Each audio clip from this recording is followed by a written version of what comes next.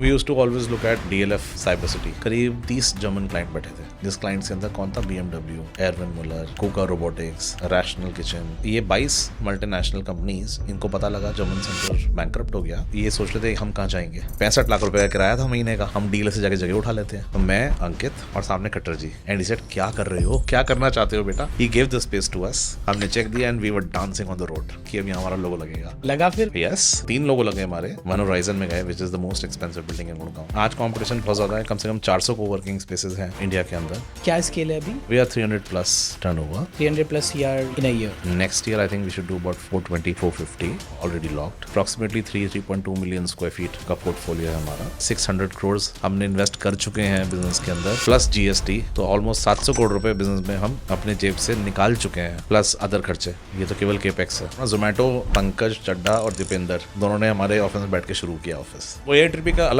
Exam होता था। कितने रैंक आए थे? ऑल इंडिया रैंक 2 था मेरा। ऑल इंडिया रैंक 2 था। मेरे फादर के पास मर्सिडीज होती थी, उन्होंने तो मेरा नाम ही मर्सिडीज रख दिया। ए साले मर्सिडीज, तू सीट खराब कर रहा है हमारी। मेरी रैगिंग होने लग गई। तो हमारे 70 गांव थे गाजियाबाद के अंदर। कितना होगा सर उस समय वेल्थ आपके हिसाब से? 100 करोड़ के भी होंगे तो 100 करोड़ का आज के 10,000 करोड़ बराबर थे। मेरे फादर को जब पता लगा कि मैं ठेला लगा रहा हूँ, चंद्रा खानदान का लड़का ठेला लगा रहा है, मैं तुझे बेदखल कर दूंगा तेरी प्रॉपर्टी से, बंद कर इसको। तो एक बिजनेस तो ऐसे बंद हो गया।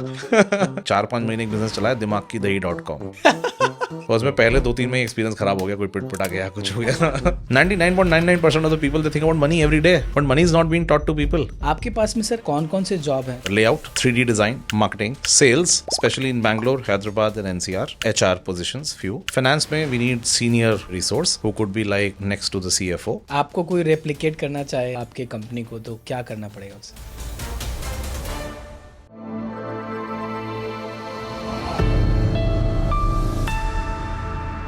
आज के एपिसोड में हमने बात किया है मिस्टर पुनीत चंद्रा से, जो कि को फाउंडर और डायरेक्टर ऑफ स्कूटर है। स्कूटर एक को वर्किंग इंडस्ट्री में वर्क करता है, जो कि मैनेज्ड ऑफिस स्पेसेस चलाते हैं। दे आर द टॉप 6 को वर्किंग स्पेस इन इंडिया। इनके काफ़ी बड़े क्लाइंट्स हैं, जैसे एरिक्सन, बहुत सारे जर्मन कंपनीज, सो बड़े मल्टीनेशनल कंपनीज को ये वर्किंग स्पेस देते हैं। They are operating in multiple metro cities like Hyderabad, Bangalore, Delhi NCR, where Noida and Gurgaon is there. उसके अलावा Pune and Mumbai. They are hiring for lot of different roles.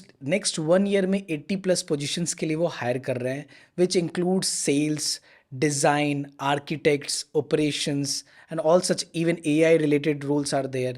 So बहुत सारा hiring वो कर रहे हैं, जो कि हम आपके साथ में share करने वाले हैं। जो job description और details हम description में डालेंगे और आप उसको चेकआउट कर सकते हैं। आप पूरा वीडियो देखिए, इसमें जॉब्स के बारे में उन्होंने एक्सप्लेन किया है, वो किस तरह के बंदे को हायर करना चाहते हैं। Welcome Puneet sir, welcome to a company Akki channel. Thank you Akash, thank you so much. आपकी इनिशियल जर्नी कैसी रही है? आकाश, मेरी जर्नी बड़ी इंटरेस्टिंग रही, आपको मैं बताऊंगा, थोड़ी सी डिफरेंट लगेगी। अच्छा। सो मैं जो है एक रिच फैमिली बैकग्राउंड से था। ओके। और मेरे जो फादर, मेरे ग्रैंडफादर, मेरे great grandfather, they were all into lands, जमीनों का काम था। ओके। जमींदारी थी। तो हमारे 70 गांव थे गाजियाबाद के अंदर। क्या बात। और वो धीरे धीरे वो स्टोरी वैसी रही कि लैंडलॉर्ड्स में लैंड जाती गई, लॉर्ड रह गए। सिर्फ lands are gone, lords are left. So मेरी मदर ने मुझे ना काफ़ी टाइम से ये सिखाया कि तू कुछ काम कर लेना, नहीं तो तू भी ज़मीन बेचेगा खाएगा, ज़मीन बेचेगा खाएगा।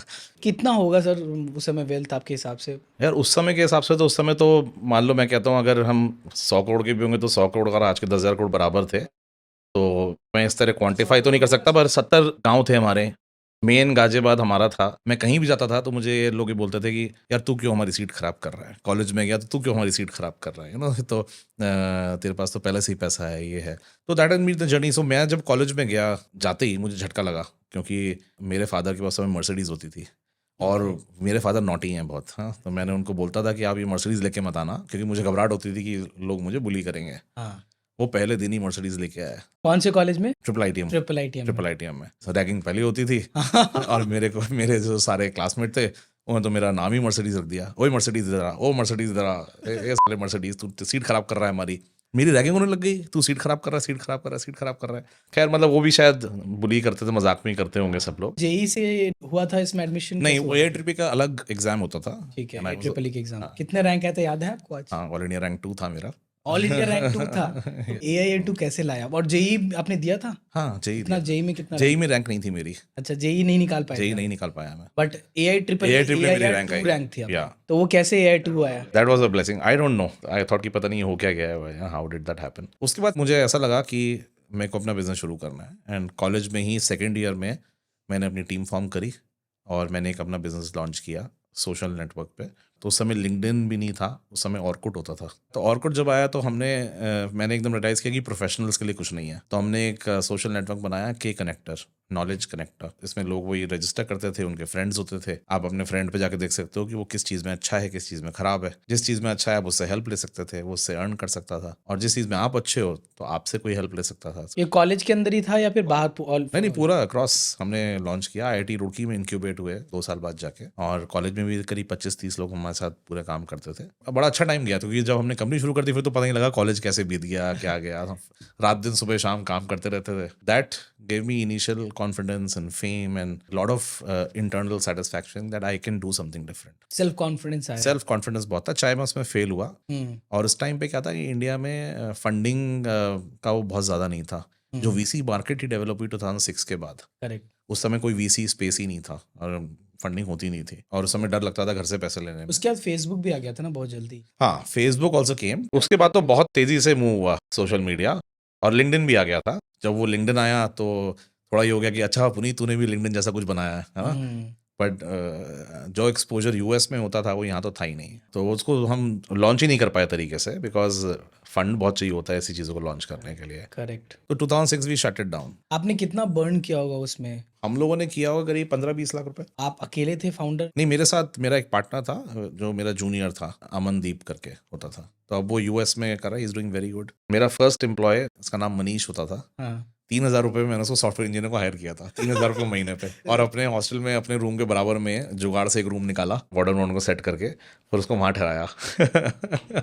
इसके बाद फिर क्या हुआ? इसके बाद जब हम लोग ग्रेजुएट किए, सो मेरा चाइल्डहुड फ्रेंड था अनुज और मैं नर्सरी से साथ में थे। चड्डी बड्डी हो गया आप तो चड्डी पड्डी थे स्टार्टिंग से ही। वो MIT यूनिवर्सिटी से MBA किया हुआ है उसने। हम दोनों का एक चाइल्डहुड फ्रेंड था जिसका कॉमन फ्रेंड अंकित था। तो अंकित हमसे मिला 12th के बाद, तो हम तीनों ने डिसाइड किया कि यार कुछ साथ करते हैं। सो हम लोगों ने जब फिर 2006 में ये शुरू किया तो हमने 3-4 बिजनेस शुरू किए, 2-3 फेल हुए। पहले हम लोगों ने एक V4 कंपनी बनाई, इसमें रिलायंस रिटेल के लीजिंग का हमने काम लिया, वो किया, वो ठप हो गया। रिलायंस रिटेल यूपी से ही बैन हो गया था उस टाइम पे। फिर हम लोगों ने एक मिस्ड कॉल टाकोस का बिजनेस शुरू किया, और मिस्ड कॉल टाकोस से मिस्ड कॉल मारो ट्रक रुक जाएगा, आपको टाको खिलाएगा फिर चल देगा। तो वो भी ठप हो गया। तो ये 2-3-4 स्टार्टअप हमारे फेल हुए।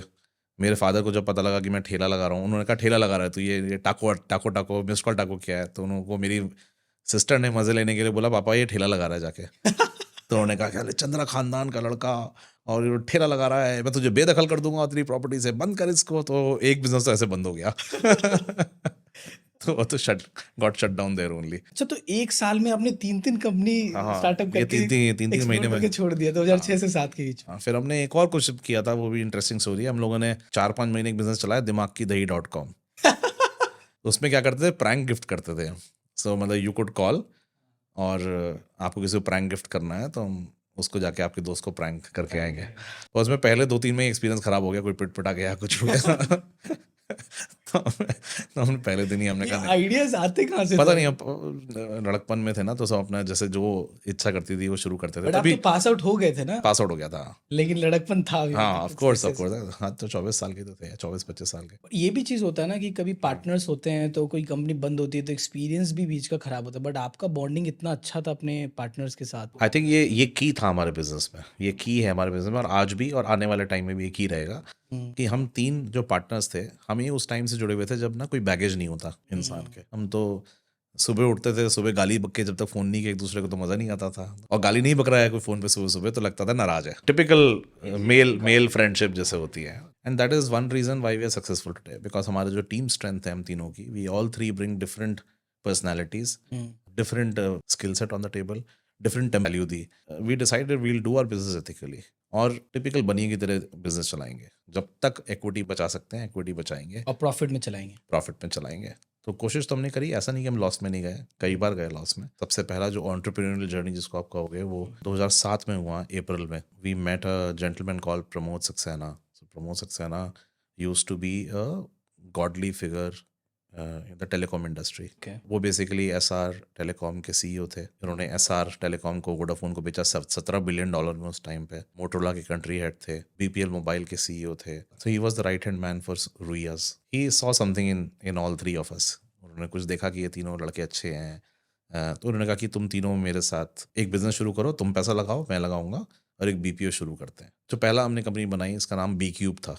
बी क्यूब मतलब बॉयज़, 3 डायरेक्शन, 3 डायमेंशंस। Oh. वो बिजनेस शुरू किया। That's how our journey, first professional journey started. हम लोग को लगता था कि वो टेलीकॉम में है तो बहुत सारा टेलीकॉम का बिजनेस हमारे पास आ जाएगा, बट उनका भी प्रिंसिपल स्टेट था, जो लाना है खुद लेके आओ, मैं तुम्हें कुछ देने वाला नहीं हूँ कुछ। I am there to guide you, but you build the business yourself. Learning बहुत मिली होगी आपको। बहुत लर्निंग मिली। उनसे तो मिलना बहुत मुश्किल होता था, क्योंकि वो तो he was a very very big figure. तो जब भी उनको कोशिश करते थे उनसे मिलने की, तो मतलब हम पे डिसाइड करते थे तू उनका दरवाज़ा खटखटाएगा या मैं खटखटाऊंगा। डरते थे हम बहुत।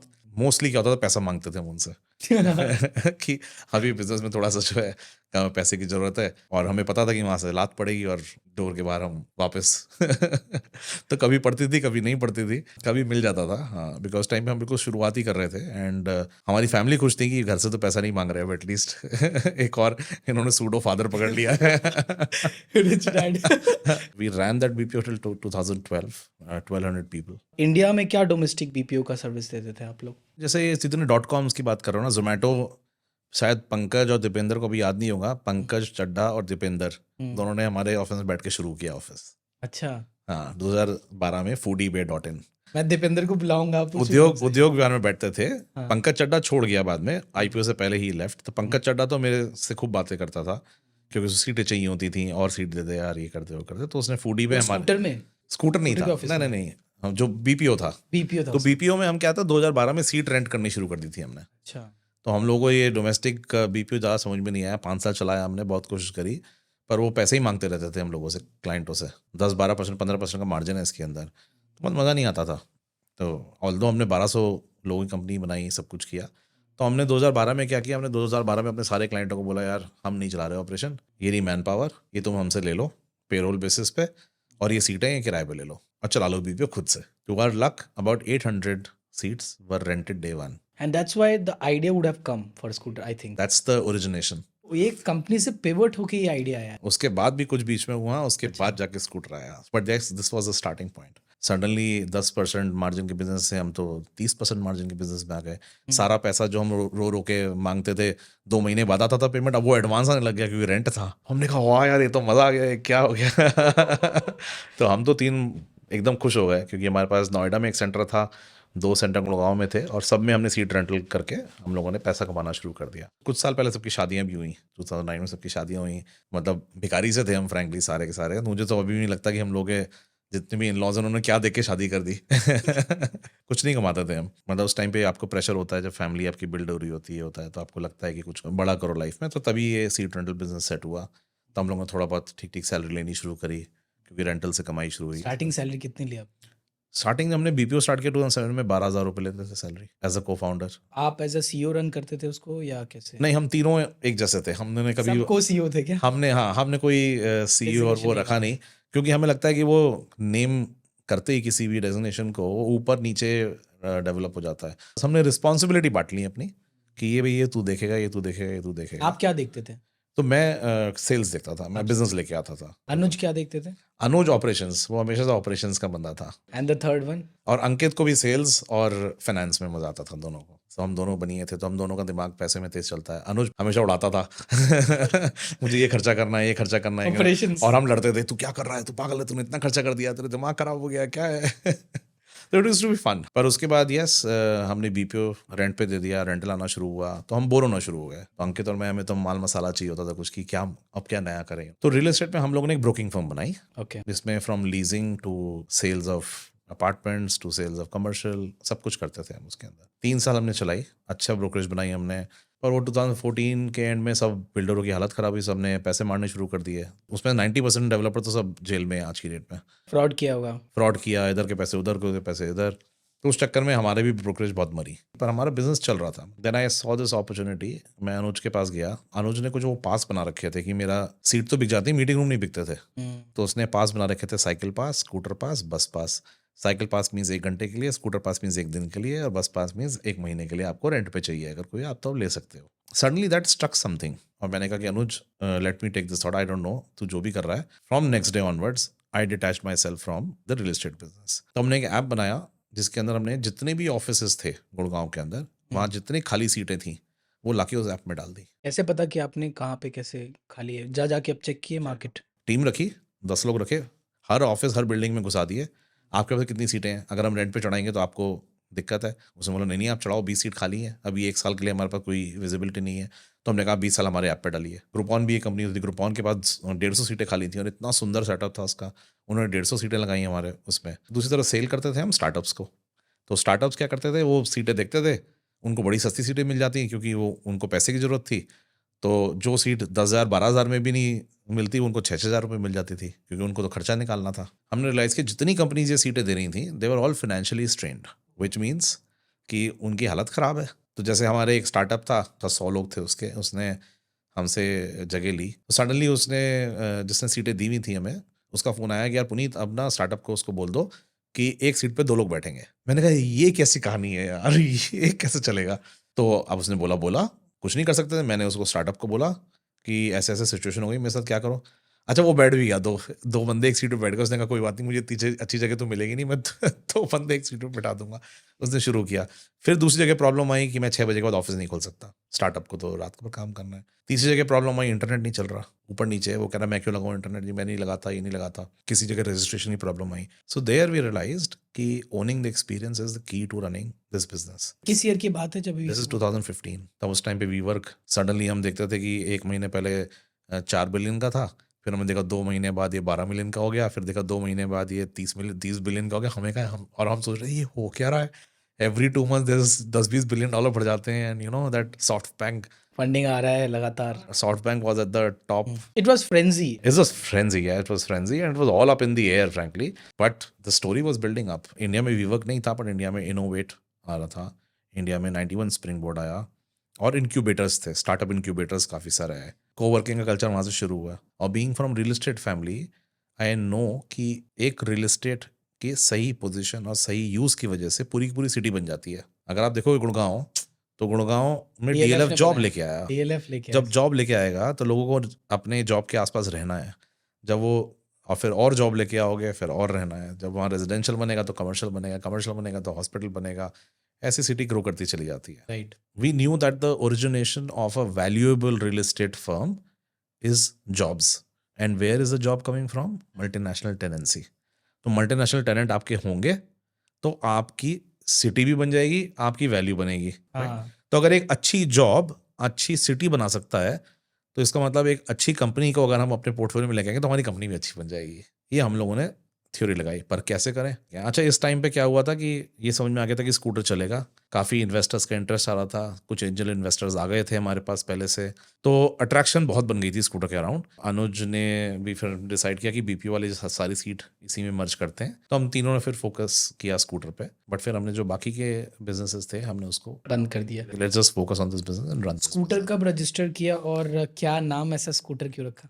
तो ये जो पास बना रहा था अनुज, साइकिल पास, स्कूटर पास, ये उसमें स्कूटर मुझे स्ट्राइक किया। नाम अच्छा लगा। नाम बहुत अच्छा लगा because Scooter kick start your business, so we wanted people to kick start the business with us, so from kick start came Scooter. Origination यही था कि we want people to start their business with us with ease, flexibility.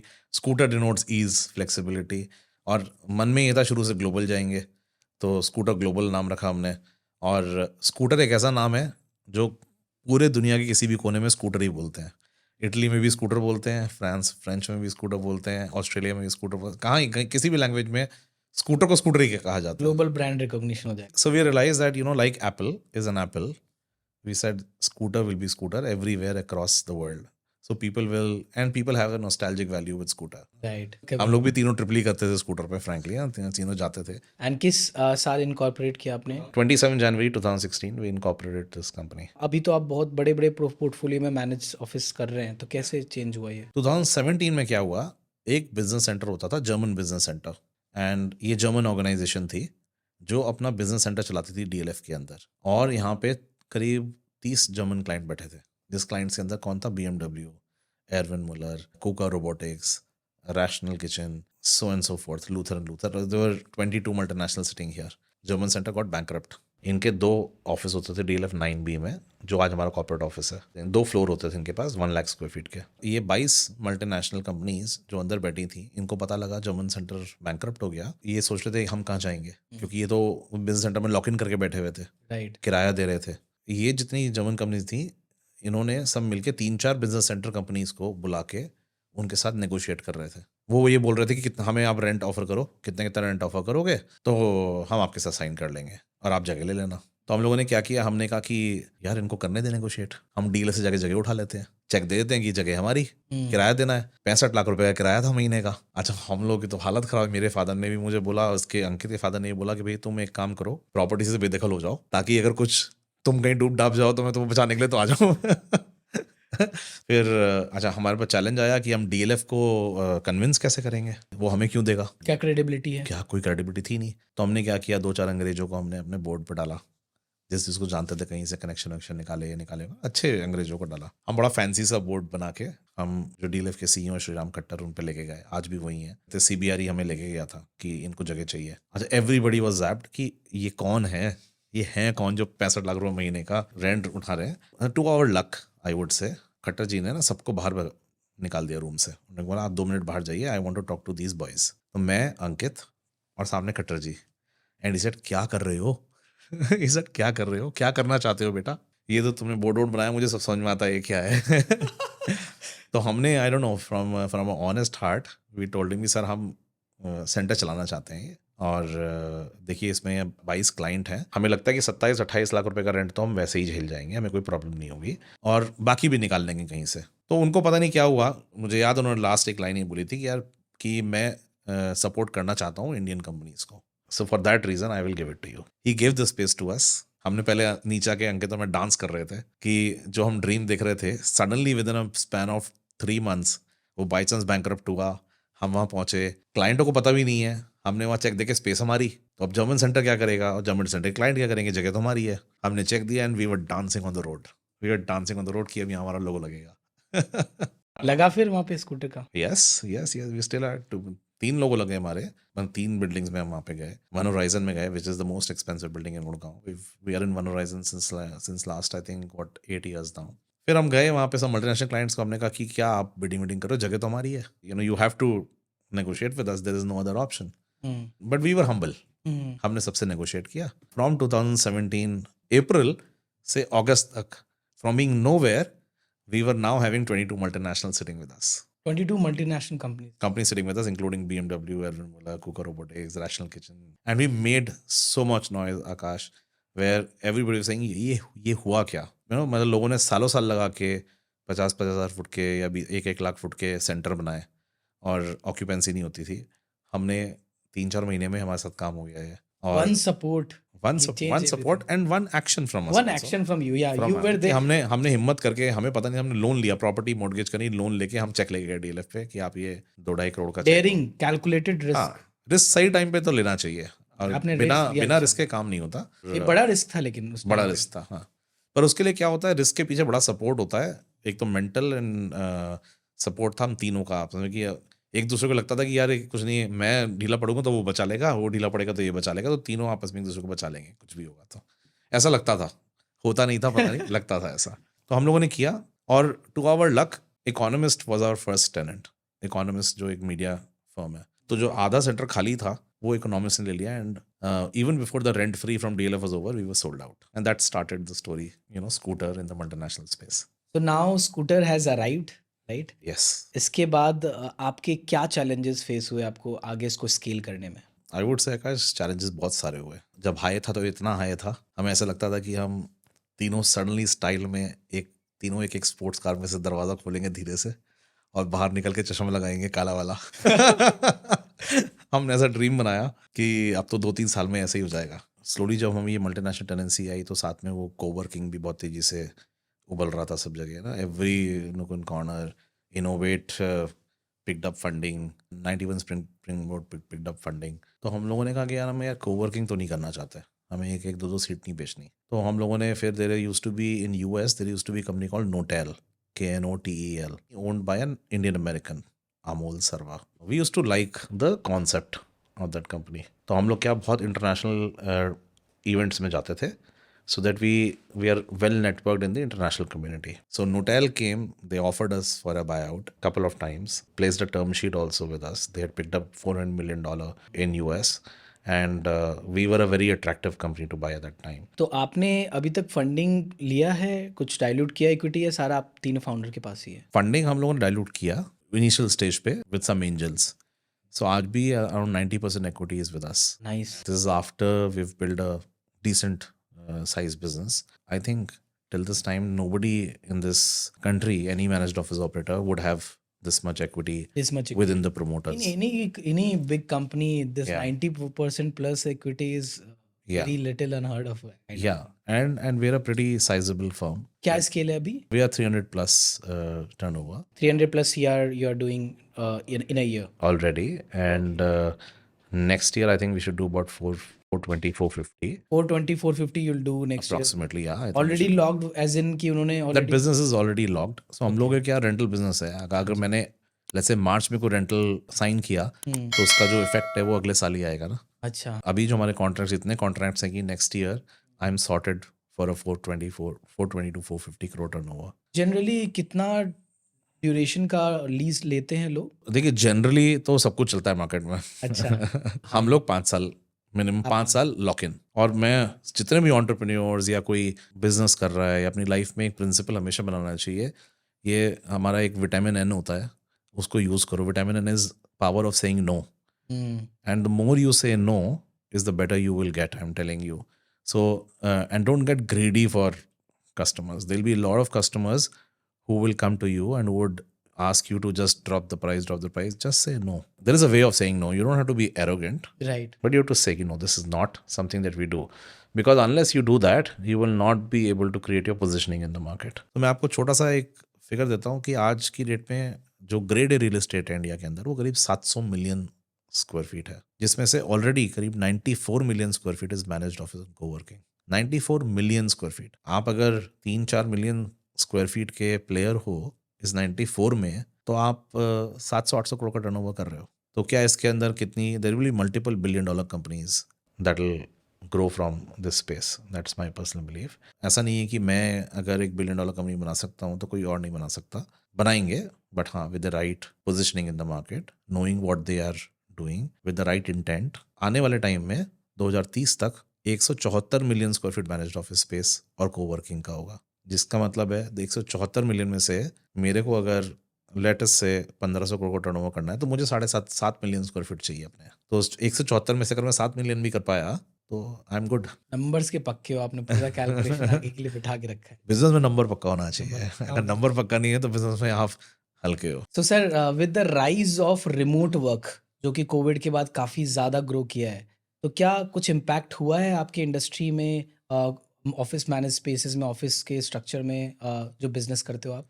या definitely Akash, because remote working US में हुई शुरू, तो remote कहाँ India में आया। तो remote working has benefited India lot, because चाहे वर्कफोर्स यूएस में हो चाहे इंडिया में हो, फ़र्क ही नहीं पड़ता। When you say work from home then it's a different thing, but remote working has really helped India lot. Work from home भी अब चेंज होके now it is everybody is calling people back to office because one, people are social animals, and then without being in office your productivity, your focus cannot be there. अभी ये main trust का factor होता है कि बुलाते हैं, या फिर वो होता है कि वो प्रोडक्टिविटी आ ही नहीं पाती है? प्रोडक्टिविटी नहीं आ सकती unless and until you are sitting with the people that you are working with, and the environment that is conducive to work, you cannot work.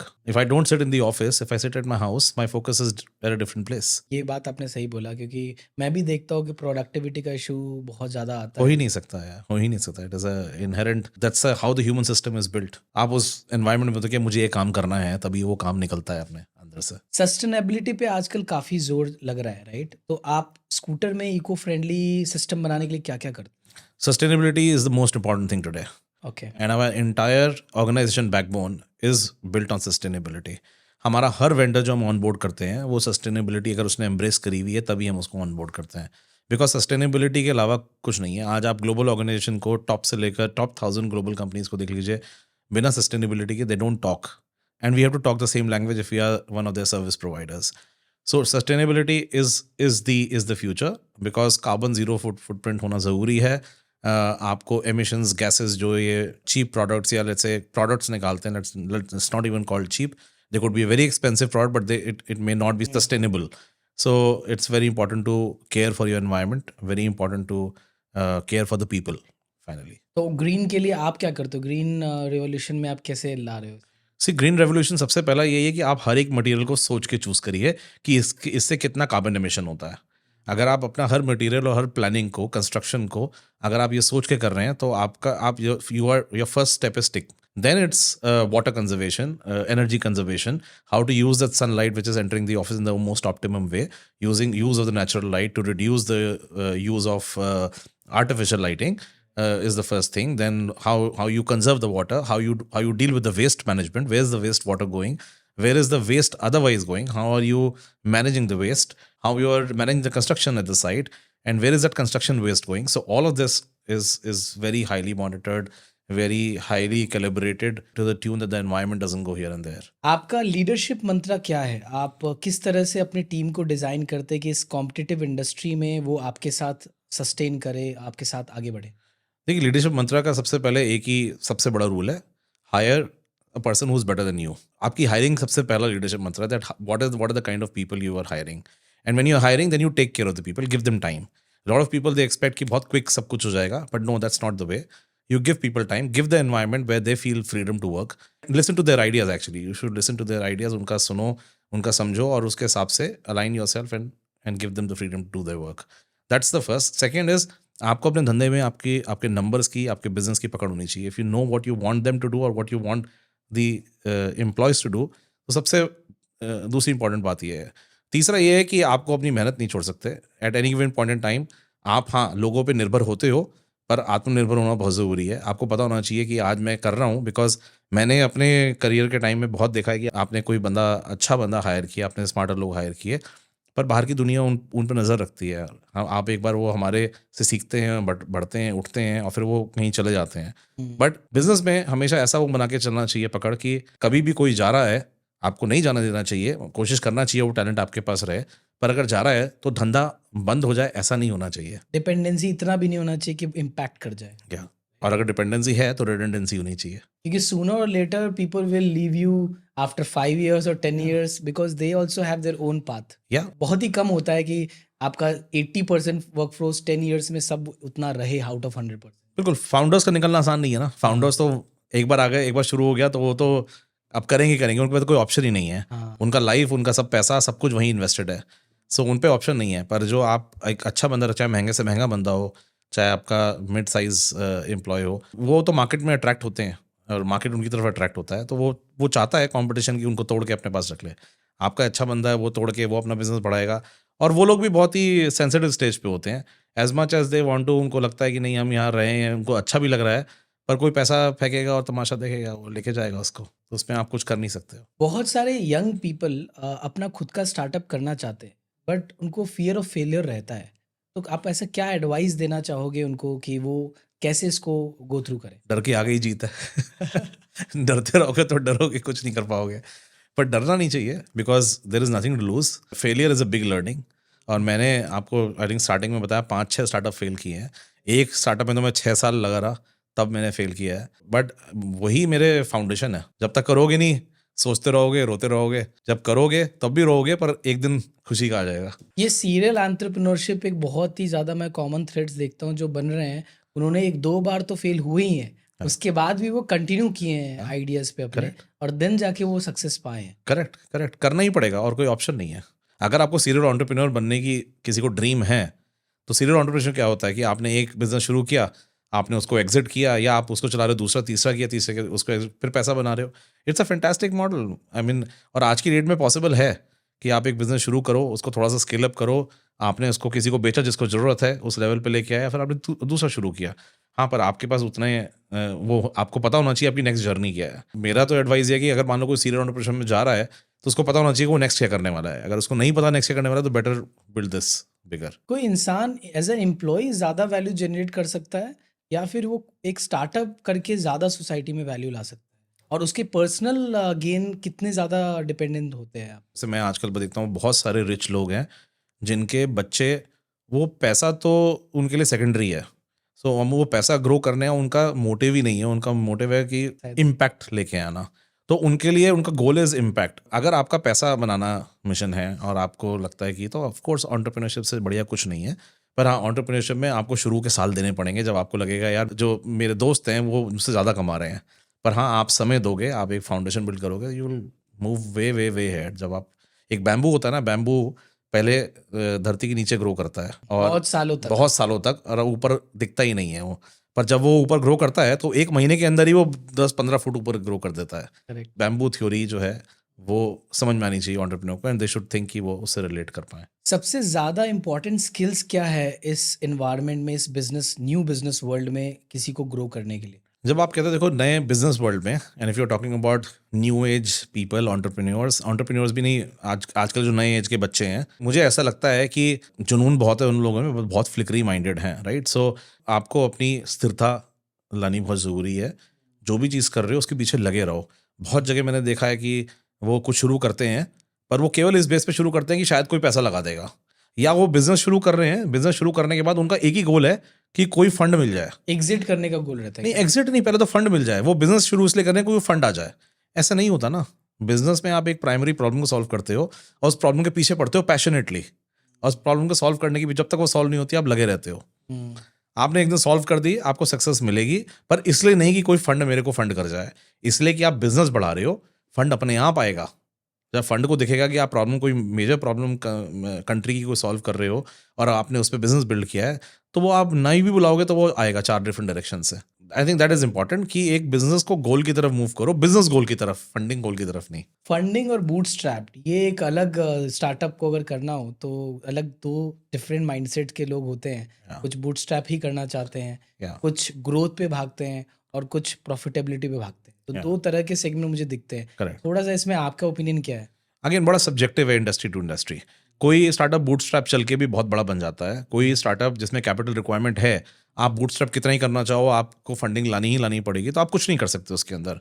अगर किसी को आज एक दूसरा फेसबुक खड़ा करना तो उसको बिलियंस ऑफ डॉलर पहले अपने जेब के अंदर चाहिए, उससे पहले लॉन्च करने से पहले, तो वो नहीं कर सकता। सो इट, आई थिंक ये बड़ा ही सब्जेक्टिव सवाल है कि कौन सी इंडस्ट्री या क्या काम शुरू करना चाह रहे हो तो आपको बूटस्ट्रैप चले।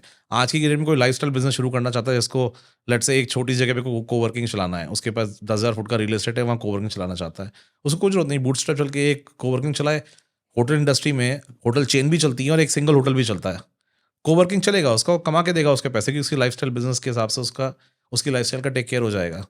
बट उसको अगर रियल प्रॉब्लम सॉल्व करनी है तो उसको एक विजन चाहिए, और अगर उस विजन को सपोर्ट करने के लिए पैसा चाहिए तो it's a requirement of the business, नहीं चाहिए तो it's not a requirement of the business.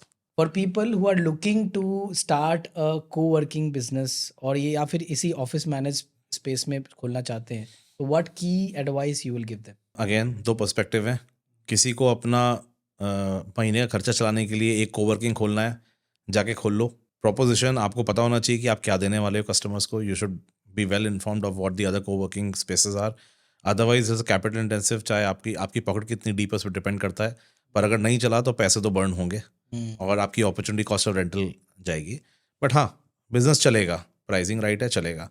दूसरा पर्सपेक्टिव ये है, अगर कोई कोवर्किंग कंपनी को एज अ विजनरी खोलना चाहता है और रियली इस स्पेस में आगे लाखों स्क्वायर फुट खोलना चाहता है और अपना नाम कमाना चाहता है, तो देन बिल्कुल पर्सपेक्टिव डिफरेंट है। तो उसको फिर कंपटीशन को समझ के, सोच के, आज कंपटीशन बहुत ज़्यादा है, कम से कम 400 कोवर्किंग स्पेसेस हैं इंडिया के अंदर, एंड समवेयर और there all doing fine.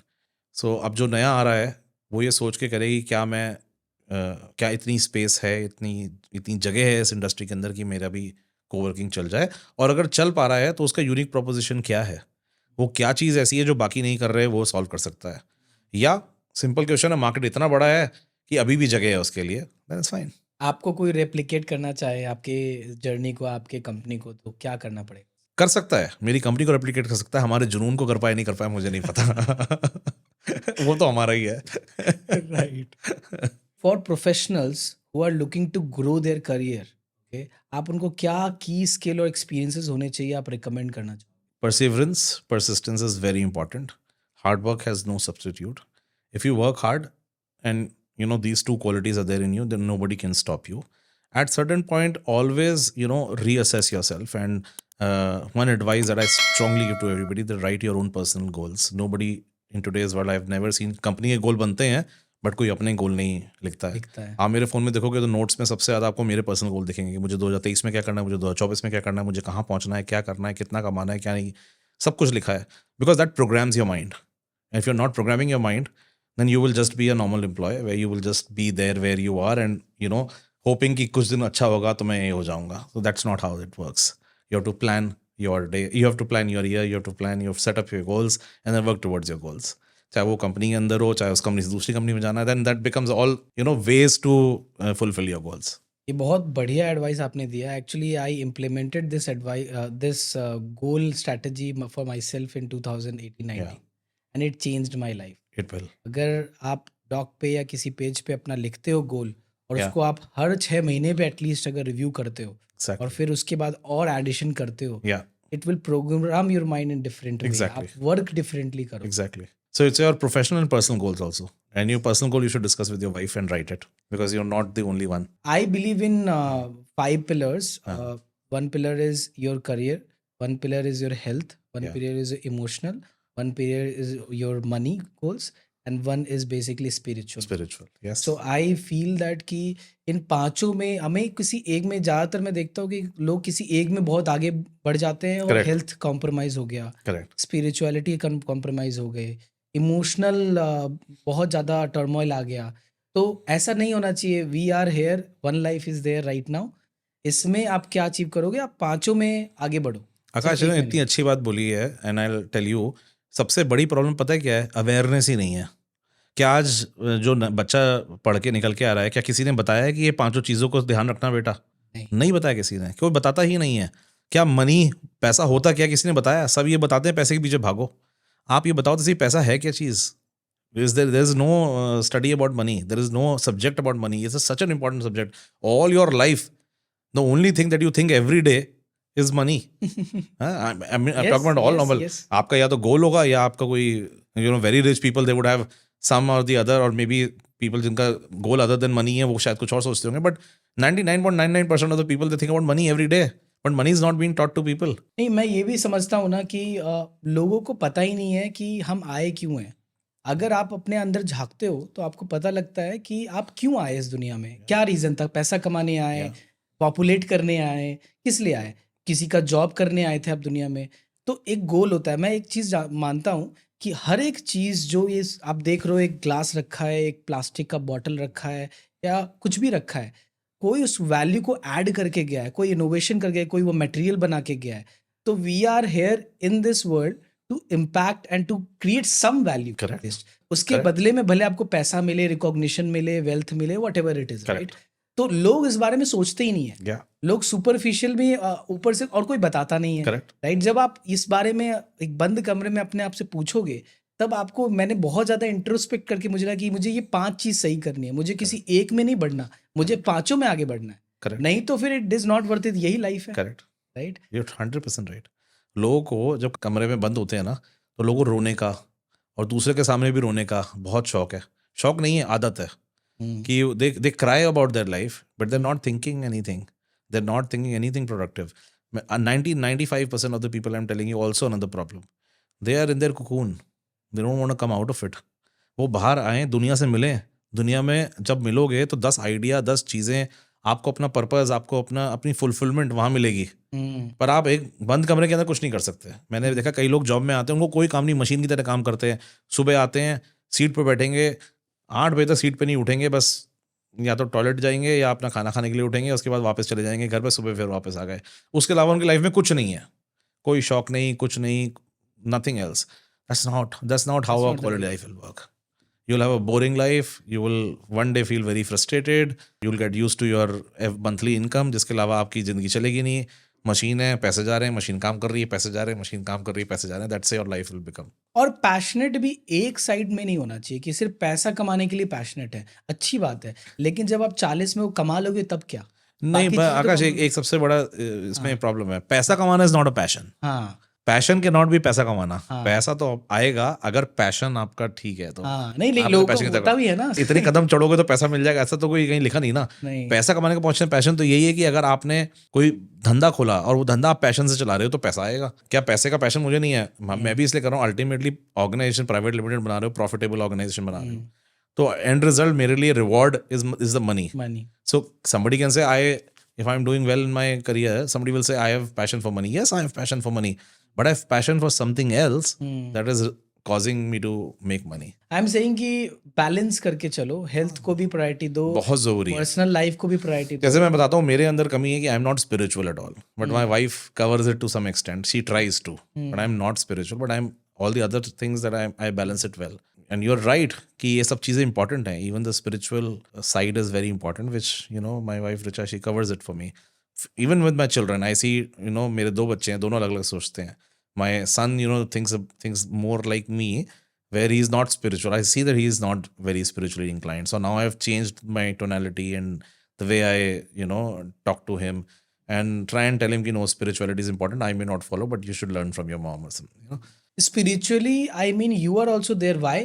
Because अगर आप इथिकली सोचते हो कि यार मुझे सभी चीजें से आपने बोला मैं इथिकली करना चाहता हूँ, that's also part of spirituality. Spirituality, it's not okay. Only just some religious thing as spiritual, Yeah, it's more about to be a right human, right. humane ability, right? Yeah, Understanding that everyone is part of this world and we are like connected in some way, yeah. waves में, forms में, आप जो भी Correct, बोलो, right? correct, correct. तो वही है spirituality. That's good then. I'm relieved. With the rise of AI and automation, ये कैसे shape कर रहा है आगे आपके इस industry को जिसमें आप work? I'll be honest that I mean, real estate industry is still in the exploration stage, that how it's going to impact. But yes, there are very visible things that we can foresee in front of us. That a lot of this layout industry, you know, very typical job, which is, you know, it's not really. I mean, you don't require a human to do it; a machine can do it. The machine can study a number of layouts in the world. Construction has been happening for hundreds of years across the world. Can it be done by AI? Oh, totally yes. It can be. You know, keeping various different parameters in mind. Indian law can be fed into the system very well. So are these design and the layout jobs? I don't know what's the future of that, but yes, definitely it is at risk. AI can also help you manage the facility better. It is definitely going to make us all, you know, our cost will get optimized. We see that the entire industry will benefit out of it. It is going to get faster from the construction to planning. Everything, the time will shorten up, because a lot of things that happens manually today or in the computer, architects are doing it. All of those jobs are replicable. I see the architect consultant's job more like doctors, but all of those symptoms that you're talking about, or all of those problems on ground that you face, you know, during the construction phase, are all has been done in the world a number of times. Yeah, Right. AI can definitely replace all of that and could really help reduce that burden for the customers or for the end user. For the professional who's currently in it, he may have to bring himself, you know, up the curve. What one thing that AI cannot do is, you know, the feel, Emotion, the feel, emotion, feel, the how you handle. even the gut feeling and all. Correct. वो जो human element है बस वो नहीं कर सकता. whatever can be fed to date as a data, AI can do AI it. can do it. And perfectly they can Yeah, do it. so I think by force, people will have to become, you know, people oriented. Otherwise, they'll be out of jobs. They need to know how to handle people, how to respect people, how to care for them, and you know, how to deal with them, because that's something that AI cannot do. Scooter अपने आप को कैसे differentiate करता है other competitor से, even for example office और we work and other of your competitors? हमारी market position एक प्रीमियम सेगमेंट प्रोडक्ट की है. जो भी कंपनी आज की डेट में अपनी एम्प्लॉय की हेल्थ, वेलबींग, उसकी एनवायरनमेंट, उस पर इन्वेस्टमेंट, जिसके एनवायरनमेंट में इन्वेस्टमेंट करने की सोचती है, सस्टेनेबिलिटी सोचती है, उसके लिए हम प्रेफर्ड चॉइस हैं. ये जो मेरे कॉम्पिटिशन आप बता रहे हैं, हर बंदा ऐसे नहीं, हर कंपनी ऐसे नहीं सोचती है. इनमें से कुछ हैं जो सोचते हैं, इनमें से कुछ हैं जो नहीं सोचते हैं. मैं नाम नहीं ले सकता. तो हम डिफरेंट अपने डिज़ाइन की वजह से हैं, अपनी थ्योरी की वजह से हैं. जिस तरह हम सॉल्यूशन क्रिएट करते हैं अपने कस्टमर के एम्प्लॉय के लिए, हम उसकी वजह से डिफरेंट हैं. Work space environment, specially multinational में, वहाँ लग्जरी वर्ड नहीं चलता, क्योंकि luxury is something that you don't want but you aspiring to have it. तो वहाँ पे प्रीमियम चलता है। लग्जरी वहाँ चले गए, जैसे लुई विटॉन का ऑफिस हो गया या उसका हो गया, तो may be they would want a luxury. वहाँ बेसिकली लग्जरी मीन्स कि you are really taking care of your employee health and wellbeing. Again primary जो फंडामेंटल बेस बन जाता है ना उसका, एम्प्लॉय का मेंटल वेलबींग, हेल्थ, ये सेफ्टी। तो अब जिस ऑफिस के अंदर हमने बहुत अच्छा माल लगाया और उसके अंदर एक जिम भी दिया उनके खाने पीने के लिए, F&B भी दिया, और बहुत क्वालिटी खाना पीना बन रहा है, वो बन रहा है, तो आदमी आके बोलेगा ये तो 5 स्टार होटल जैसा है। पर वो एक्चुअली उसने इस थॉट से नहीं बनाया कि वो 5 स्टार होटल बना रहा है, वो इस थॉट से बना रहा है कि मेरे एम्प्लॉय यहाँ खुश रहे, उनको सब कुछ मिले ताकि वो सब प्रोडक्टिव कुछ रहे। मिले ताकि वो प्रोडक्टिव रहे। वो रहता है, मैं देखा हूँ बहुत सारे अच्छे ऑफिसेस में बड़े कंपनीज की, हाँ, PayPal and Google, I have seen that कि they have always manage to give this premium feeling to their employees कि करेक्ट, सब कुछ मिलेगा आपको अंदर करेक्ट। आप। उसका वर्ल्ड ही ऐसा बना दिया कि उसको आदत लग जाए। ये भी स्ट्रैटेजी है। आप उसको इतना दो कि उसको आदत लग जाए, कहीं जाने का मन ना करे, करेक्ट। कि अब वो दूसरे ऑफिस में जाए तो उसको लगे यार ये मैं कहाँ गया, मेरा तो वो वाला अच्छा था office. And that's a 33% of the factor of why employee chooses to stay in an organization. How does Scooter make money? कोई सब्सक्रिप्शन देना पड़ता है आपको क्लाइंट को? किस तरह का सेटअप रखते हैं आप? हमारा बड़ा सिंपल बिजनेस मॉडल है। काश हम लोग जो है रेंट पे लेते हैं और रेंट पे देते हैं, उसी बीच में हमारा मार्जिन होता है। सब्सक्रिप्शन कुछ नहीं है। हमारे पास जो क्लाइंट आता है, कस्टमर आते हैं, वो हमसे 5-5 साल का लॉक इन करते हैं, 9-9 साल के लिए जगह लेते हैं। तो जैसे वो अपनी उनकी ड्यूरेशन में हम हमारी हर प्राइसिंग में हर मंथ में हमारा कुछ ना कुछ मार्जिन होता है। कितना परसेंट का मार्जिन होता है इस इंडस्ट्री? अगेन डिपेंड करता है कि आपने इससे प्राइसिंग की बात करी थी, तो हर company different pricing model, pricing methodology से काम करती है। कई कंपनी क्या करेंगी कि प्राइसिंग को बिल्कुल मिनिमल मिनिमल करके फटाफट उनको लगेगा बहुत सारे कस्टमर आ जाएंगे, स्केल अप करेंगी। दैट इन माय व्यू मे और may not be the right strategy, because आपने एक बार अपने प्राइस को तोड़ दिया, आप उसको ऊपर ले जाना बहुत डिफिकल्ट है। And then it's a long term problem. It's like that you are carrying एक बीमारी अपने अंदर कैरी कर रहे हो, आपको पता नहीं वो बीमारी बन सकती है, वो बाद में बीमारी बन जाती है। सो प्राइसिंग सही करनी ज़रूरी है। जैसे मैं आपको एग्जांपल देता हूँ, हमारे बहुत सारे ऐसे कंपटीशन है जहाँ हम उनसे आधा रेवेन्यू करके भी उनसे ज़्यादा कमाएंगे, कमा रहे हैं, और ये अभी इंडस्ट्री को दिखेगा आने वाले टाइम में, एंड मैसिवली दिखेगा। शोर मचेगा इस चीज़ के वो लेके कि अच्छा ऐसे भी चलाई जाती है कंपनी। कितना परसेंट, मतलब 20-30% मार्जिन हो जाता होगा इसमें? कि तो उससे देखिए कम किसी भी होता है? बिजनेस में अगर 20% नहीं बन रहा आपको margin at the end of the day, तो क्या ही फायदा तो है। उतना बढ़िया लुक्रेटिव बिजनेस होता भी नहीं। बिल्कुल। How do you convince large enterprises to come to you as a customer rather than renting some traditional offices or making their offices? It's a very good question, because anybody, like you said, an entrepreneur who's wanting to do this, is a very primary factor, that how do you attract your audience. It could be a multinational, it could be a startup. In my case, it's multinational. So one, I need to understand what they like, what their need is, and am I catering to that need? Am I up that level? We understand that their time is valuable. We need to be fast. They will adhere to all national building construction norms, fire norms, and all other norms that are required. Sustainability is a very important thing. They need world class presentations. You can't have a shoddy presentation and go to them. They need the people who are going to them, जो उनके पास जा रहे हैं, presentation कर रहे हैं, वो अच्छे से ड्रेस्ड अप होने चाहिए।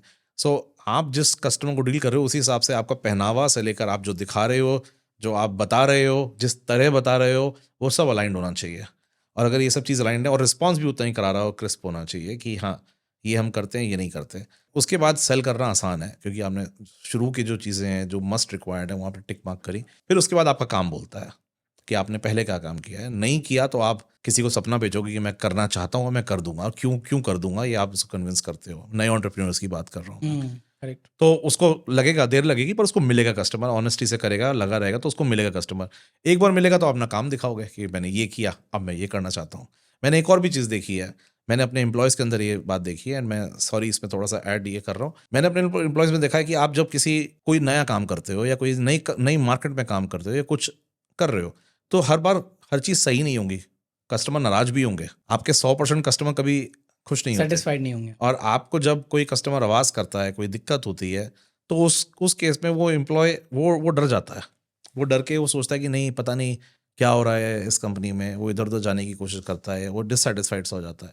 बट नो, पर यही तो लर्निंग है ना, कि आपने कैसे एक चीज़ को उठा के सही किया। तो पहला कस्टमर उसको जो मिला, जो बेचारा मेहनत कर रहा था, कोई ज़रूरी नहीं उस कस्टमर के साथ पहले बार हर चीज़ सही हो, पर उसको किस ऑनेस्टी से वो टेबल पे रखता है और बताता है कि सर देखो, मैं पहली बार था मेरा यहाँ पे, मेरे से गलती हुई, मुझे माफ़ करना, पर मैं चाहता हूँ करना, मेरा इंटेंट ठीक है, तो वो भी ह्यूमन है ना, उस साइड भी एक इंसान बैठा है, वो समझता है और वो आपको सपोर्ट करेगा। पर डिसऑनेस्टी से काम नहीं करो या फ़ोन उठाने बंद मत करो। It's all part of the step that you have taken to build that business. Tough clients आपको ज़्यादा सिखाते हैं। था सिखाते हैं।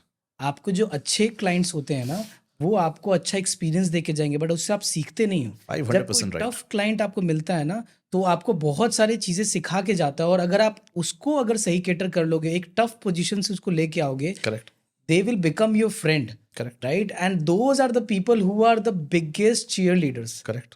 जो टफ क्लाइंट होता है ना, उसको Correct. वो हर किसी के साथ टफ होता है, करेक्ट। तो उसको जो वो मैनेज कर लेता है ना, वो उसके ही चीयर लीडर बनते हैं। तो Exactly. उनको उनसे बहुत सीखने को मिलेगा। 500%। मैं एक चीज़ अपनी टीम में बहुत बार बोलता हूँ, मुझे आपके इस बात से याद आया, मैं हाँ। हमेशा बोलता हूँ कि जैसे आपके कस्टमर ही हैं, हाँ। आपका माइंडसेट होना चाहिए कि आप दे रहे हो कुछ, ना हाँ। कि ले रहे हो, एग्जैक्टली। राइट? अगर आपका देने का माइंडसेट है, तो क्या होगा, आप वैल्यू दे रहे हो, Correct. किसी भी तरह का सर्विस या वैल्यू Correct. दे रहे हो, तो you will get something, but Correct. You will have a upper hand. Correct. तब आप नो बोलोगे कि नहीं सर, इसमें इतना वैल्यू मिलेगा, इसलिए ये प्राइस सेट है, हाँ। Right?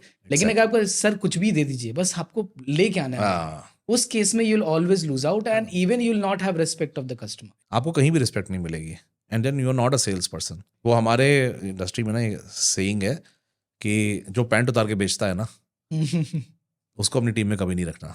Sorry for the crude language, but उनका मतलब ये होता है कि आप बेचने के लिए कुछ भी करने लगते हो, but it's not how it works, and that's not how you create a product. आपने प्रोडक्ट की पोजीशन नहीं बना सकते, आप मार्केट में स्टैंड ही नहीं कर सकते। जिस दिन आपने करना शुरू कर दिया, people will take you as a very weak brand. और cheap product, cheap service, cheap brand, चाहे आप कितने ही अच्छा दे रहे हो, हाँ, पर अगर आपको सही से बेचना नहीं आता, आप खत्म हो। आपको पोजीशन करना पड़ेगा अपने आप को उस लेवल पे। आज मर्सिडीज कार बिकती है, BMW बिकती है, वो हर एक के घर के सामने बोले सर प्लीज खरीद लो ना, तो वो मर्सिडीज और BMW नहीं रहती। इसी बात पे मुझे एक और एनेक्डोट याद आता है, जो मैं अपनी टीम को बोलता हूँ कि अगर आप बेचने वाले सही हो, तो आप बालू को, रेत को भी बेच सकते हो, करेक्ट। लेकिन अगर आपको बेचना नहीं आता, तो आप ऑयल के भंडार पे बैठोगे, तेल भी नहीं बेच पाओगे, जो सबसे ज्यादा बिकता है, ठीक एग्जैक्टली। है? एग्जैक्टली। और इसी में एक और चीज बोलता हूँ मैं कि आईफोन जैसे है, आपकी क्रेडिबिलिटी कैसे बनती है? आप एक्चुअली में 1 लाख का आईफोन जो बिक रहा है, आप अगर सोसाइटी के बाहर जाके लगा दो और बोलो 50,000 का, कोई नहीं लेगा। हाँ। They will have some trust issue, भले आप जेन्युइन कुछ बेच रहे हो, गड़बड़ है। हाँ। लेकिन आप उसी चीज को प्रीमियम बना के 1 लाख का 1,10,000 करोगे, तो रीसेलर लोग आएंगे, लोग ऐसे ये क्या है, लाइन लगा के हाँ भेजेंगे। ये क्या है जरा देखें यहाँ जाके। हाँ, तो हमारे उसमें ना, हम बचपन से, मुझे तो मेरे फादर मदर दोनों जो है एक पंडित को बिलीव करते थे, तो ये बोलते थे ये गंजे को कंगी बेच देगा। तो आप ये वही कह रहे हो, गंजे को कंगा, अगर आपने गंजे को कंगा बेच दिया तो आप कुछ भी बेच आप कुछ भी बेच सकते सकते हो। So yeah, I mean the point is that if you have to sell it right, but sell it at the right price, sell it with the right attitude, right posture is very important. अभी आपका वो कितने spaces हैं all over India, और क्या scale पे आप काम कर रहे हो? तो हम लोग का कोई ऐसा नंबर ऑफ सेंटर टाइप हम लोग नहीं वर्क करते, बट हम लोग अप्रॉक्सीमेटली 3.2 मिलियन स्क्वायर फीट का पोर्टफोलियो है हमारा, is huge. Which is huge. और हम लोगों का बेसिकली प्राइमरी 2 कंपनीज हैं, दोनों जगह रेंटल बिजनेस होता है, पर एक जगह हम मैनेज्ड ऑफिस बिजनेस करते हैं और एक जगह केवल फिट आउट रेंट करते हैं। थोड़ा एक्सप्लेन कीजिए क्या होता है दोनों। So basically managed office business बड़ा सिंपल है। इट्स लाइक कि मैंने एक जगह ली किराए पे, DLF, प्रेस्टीज, रहेजा, बड़े बड़े डेवलपर से, और मैंने उसको आगे क्लाइंटों को ऑफर किया और उनकी डिज़ाइन फिलॉसफी से उस जगह को बनाया, ठीक है। और उनको चला के दिया। तो आप जैसे एक होटल में रात को सोने जाते हो, यहाँ पे हमारा बिजनेस होटल जैसा है, जहाँ पे लोग काम करते हैं, सोते नहीं है, यहाँ काम करते हैं, पर हमें होटल वाली सारी चीज़ें करनी होती हैं। स्कूटर में सेइंग है कि हम जब भी हमारा कोई कस्टमर या कोई भी बंदा हमारे किसी भी रियल एस्टेट में घुसता है, हम उसके 5 सेंसेस को इम्पैक्ट करते हैं। आपको कभी ध्यान होगा, जब आप किसी होटल में घुसते हो और आपको लगता है वाह यार ये क्या बढ़िया होटल है, व्हाट यू सी, क्यों? What you yes, here, yes. Melody. Why is that? आपको वाई इफेक्ट क्यों आता है? Because unknowingly that real estate has impacted your 5 senses. आपने जो स्मेल करा वो अच्छा स्मेल है, जो आप देख रहे हो वो सुंदर है, जो आपने टच एंड फील किया वो क्वालिटी अच्छी है, जो आपने कानों में आपके जा रहा है वो पीछे बैकग्राउंड म्यूजिक होता है, और लास्ट आपको पता है वेलकम ड्रिंक क्यों देते हैं? नहीं पता, last sense taste. Last, okay, इसलिए आते ही 5 सेंसेस जब आपके टेंटलाइज हो जाते हैं, that's where you say wow, and that's the theory that we carry in all our offices. आप जब जाओगे तो आपको बैकग्राउंड म्यूजिक भी मिलेगा, आपको परफ्यूम मिलेगा, आपको टच एंड फील दिखने में, and when you get that wow effect, positive hormones that get released in your body, which is very important for the work then you will remember that emotion कि that वहाँ गया emotion. था मैं And for feel the employees, you think every day they're coming to that environment, the positive environment, the creative environment, the positivity that it brings, you know, on the table. And that's what you need, you know. That is redefining the work culture, and that's what we in nutshell call managed office, you know. तो ये हम managed office इसको हम बोलते हैं, managed office में ये करते हैं. एंड इसलिए डिफरेंट हैं क्योंकि हमारा जो मैनेज्ड ऑफिस है is not an office. We basically design it around an employee. We don't design it around how beautiful it should look.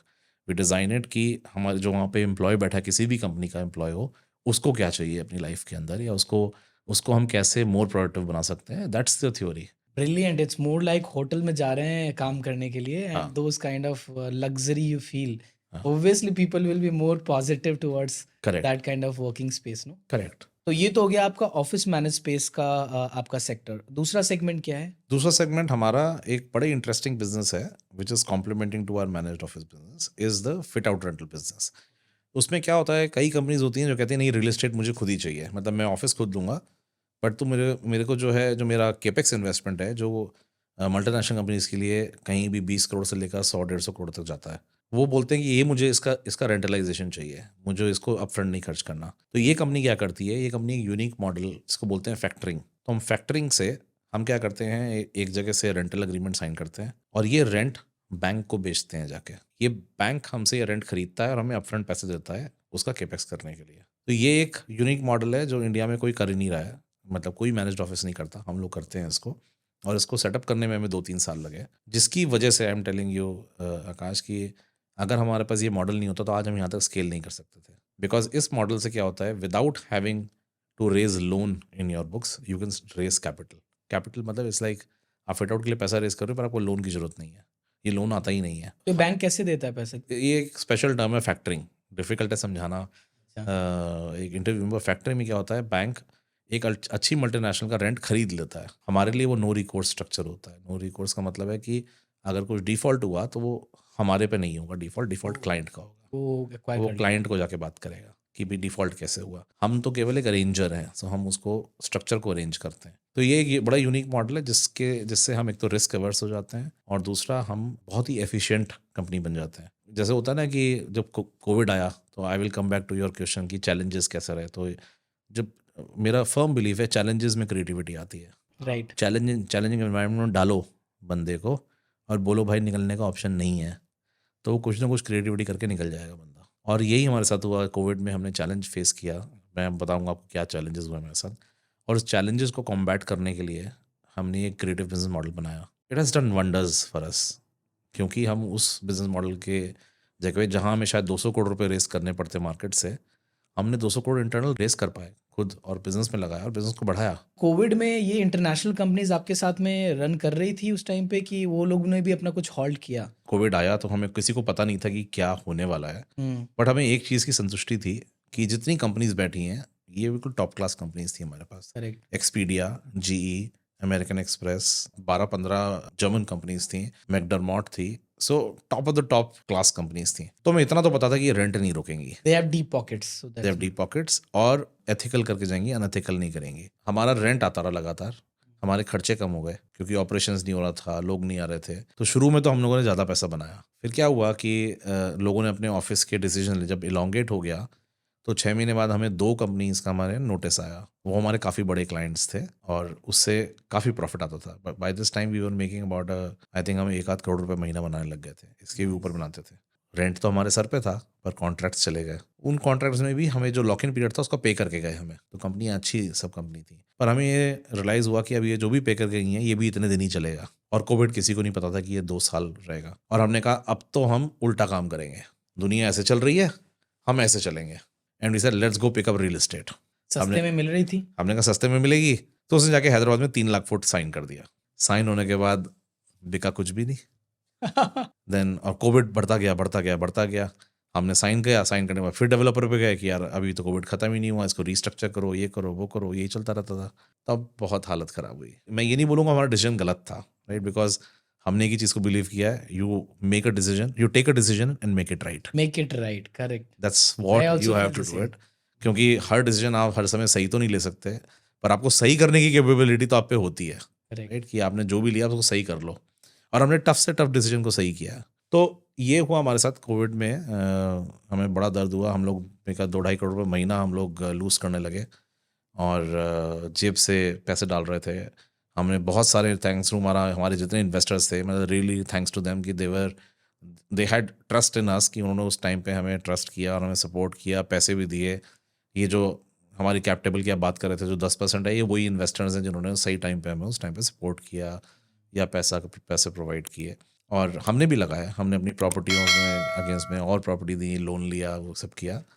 घर से पैसे नहीं लिए, पर हाँ लोन बट जरूर इतना लिया। बना चुके थे आपकी, आप यू कैन इन्वेस्ट नो। हाँ मतलब देखिए, जो प्रॉफिट होता है ना वो तो बिजनेस में ही लगता रहता है, उसी से एक्सपैंड हो रहा था।